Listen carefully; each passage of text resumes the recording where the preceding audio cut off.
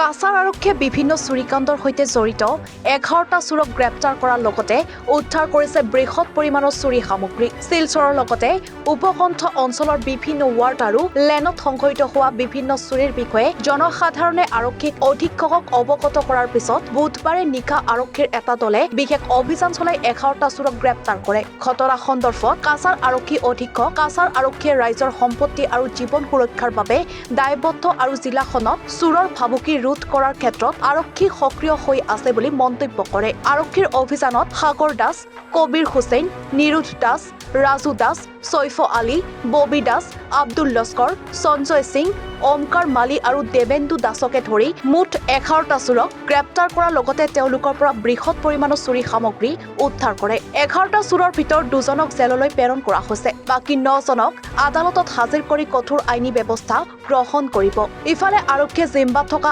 আটকাধীন লোককেইজনক জেৰা কৰাৰ পাছত চোৰে চুৰি কৰা স্থানীয় সোণৰ দোকান এখনত সোণৰ অলংকাৰ মজুত কৰি ৰখাৰ কথা প্ৰকাশ কৰে। চুৰিৰ ঘটনাবিলাক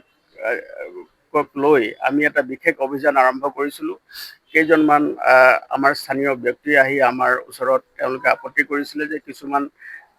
টাউনৰ কিছুমান গলি, কিছুমান ৱাৰ্ডত কিছুমান চুৰিৰ ঘটনা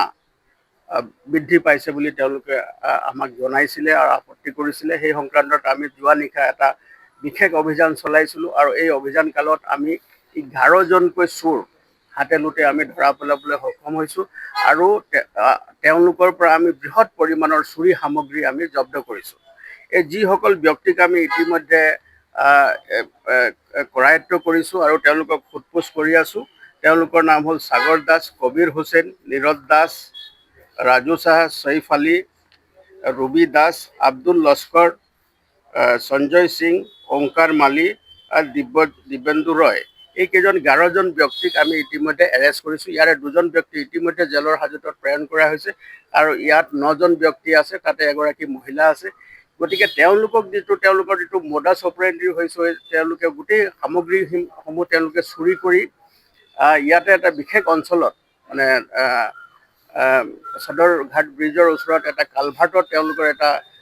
আড্ডা বহিছিলে, য'ত তেওঁলোকে গোটেই সামগ্ৰীখিনি তেওঁলোকে জব্দ কৰি তেওঁলোকে যিখিনি সামগ্ৰী চুৰি কৰি আনিছে সেই সামগ্ৰীখিনি তেওঁলোকে তাত ৰাখি তেওঁলোকে তাত আলোচনা চলাই থাকোঁতে এটা বিশেষ অভিযান চলাই আমি তেওঁলোকক কৰায়ত্ব কৰিছোঁ আৰু তেওঁলোকৰ পৰা আপোনালোকে দেখিছে বৃহৎ পৰিমাণৰ চুৰি সামগ্ৰী, তাত টিভি আছে,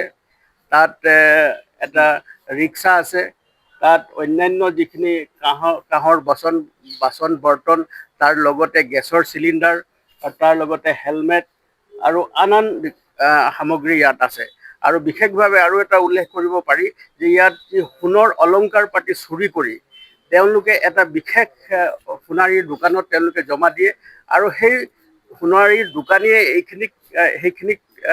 গলাই চলিড হিচাপে তেওঁ তৈয়াৰ কৰি এইখিনি তেওঁ বিক্ৰী কৰে আৰু সেইখিনি তেওঁলোকে আমাৰ সোধপোছ কালত তেওঁলোকে স্বীকাৰো কৰিছে আৰু সেই যিজন সোণাৰী আছে তেওঁকো আমি ইতিমধ্যে এৰেষ্ট কৰিছোঁ আৰু তেওঁৰ লগত পৰা আমি তেওঁ চলিড পৰ্যায়ত তেওঁ যিখিনি সোণ অলংকাৰ পাতি গলাই তেওঁ চলিড কৰি তেওঁ ৰাখিছিলে সেইখিনিও আমি জব্দ কৰিবলৈ সক্ষম হৈছোঁ আৰু তেওঁলোকক যেতিয়া আমি সোধপোছ কৰিছোঁ তেওঁলোকে সেই কথা স্বীকাৰো কৰিছে। গতিকে আমি ভাবিছোঁ যে এই যিখিনি চোৰৰ যিখিনি এই উৎপাত ইয়াত বৃদ্ধি পাইছে সেইকাৰণে আমি সষ্টম হৈ আছোঁ, যাতে স্থানীয় ৰাইজৰ যি নিৰাপত্তা আছে আৰু স্থানীয় ৰাইজৰ যি সম্পত্তি আৰু জীৱনৰ যি নিৰাপত্তা আছে তাৰ কাৰণে আমি দায়বদ্ধ আৰু আমি সকলো সময়তে তেওঁলোকৰ বিৰুদ্ধে যিসকল চোৰ আৰু চুৰিকা কাৰ্য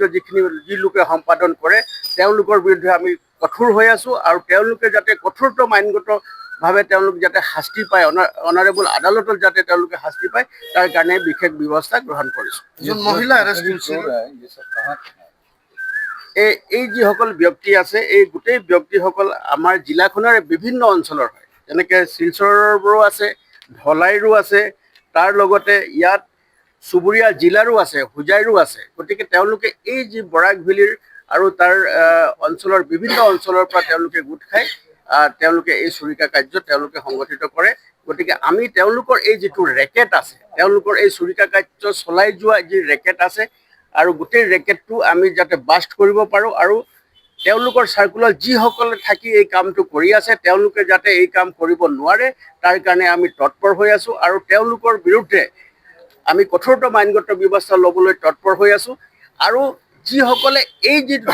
দুটা মোকৰ্দমা এই সংক্ৰান্তত আমি ইতিমধ্যে ৰুজু কৰিছোঁ আৰু এই দুটা মোকৰ্দমাৰ যিটো ইনভেষ্টিগেশ্যনৰ আওতাত যিসকল আহিব তেওঁলোকৰ বিৰুদ্ধেও কঠোৰতম আইনগত ব্যৱস্থা ল'বৰ কাৰণে আমি তৎপৰ হৈ আছোঁ। দুজন মহিলাক এৰেষ্ট কৰি স্বীকাৰো কৰিছে তেওঁ, বাকী তেওঁকো আমি ইতিমধ্যে এৰেষ্ট কৰিছোঁ।